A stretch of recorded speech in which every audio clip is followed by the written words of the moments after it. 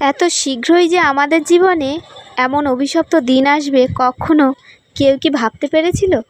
একটা বাচ্চার জন্ম দেওয়া, তাকে ছোট থেকে বড় করা, তারপর তাকে নিয়ে অনেক বড় স্বপ্ন দেখা, তারপর সেই স্বপ্নগুলোকে বাস্তবে রূপান্তরিত করা, তারপর সব কিছু এক নিমেষে কোনো এক ধাক্কায় যখন এলোমেলো হয়ে যাবে, তখন তার মূল্য হবে মাত্র 10 লাখ টাকা। এটাও কি সম্ভব? কে জানে।